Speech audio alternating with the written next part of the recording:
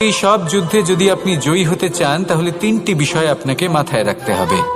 প্রথম হলো, সেই ব্যক্তি যিনি এই যুদ্ধে পরাজিত হয়েছেন তাকে নিজের থেকে দূরে করে দেবেন না, বরং আপনি তার কাছে যান, তার সাথে কথা বলুন, কথাবার্তা চালান, আলোচনা করুন, তার থেকে পরামর্শ নিন এবং বুঝতে চেষ্টা করুন উনি কি ভুল করেছিলেন এবং সেই ভুল নিজের জীবনে করবেন না। দ্বিতীয়, সেই ব্যক্তি যিনি এই যুদ্ধে জয়লাভ করেছেন তার অভিজ্ঞতা থেকে শিখুন। তিনি কি কি পদক্ষেপ নিয়েছেন, কিভাবে তিনি প্রারব্ধের গতিপথ বদলে দিয়েছেন, কোথায় বুদ্ধি প্রয়োগ করেছেন আর কোথায় বল প্রয়োগ করেছেন, এই সব কিছু তার থেকে শিখুন। এবং তৃতীয়, আপনার নিজের বিবেক, তার কোনটা উচিত বোধ হচ্ছে, কোনটা অনুচিত বোধ হচ্ছে সেটা বুঝে নিন। যদি এই তিন মানুষের সবথেকে বড় শক্তি কি? তার বাহুবল, অর্জন করা ধন, নাকি তার পেছনে দাঁড়িয়ে থাকা তার সমর্থক বা প্রশংসকদের দল, নাকি ঈশ্বরের আশীর্বাদ? সেটা কি?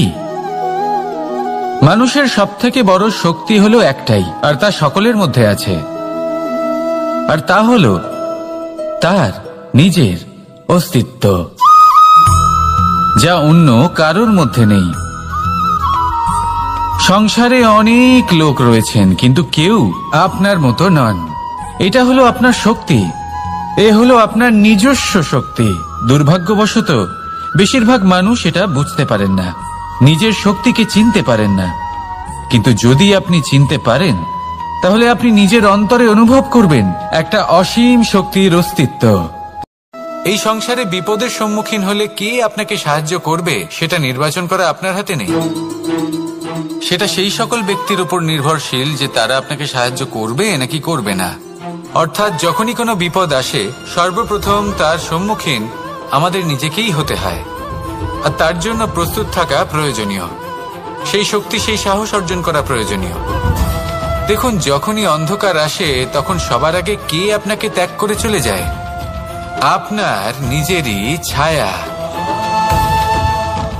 এই অন্ধকারের সম্মুখীন হতে হয় অন্তরের প্রদীপের দ্বারা, অন্তরের আত্মা দ্বারা। তবেই আপনি অন্ধকারের ওপর জয়লাভ করতে পারবেন। সেই জন্য যে বিপদই আসুক না কেন নিজেকে তার জন্য প্রস্তুত রাখা উচিত। সেই সাহস নিয়ে আসুন।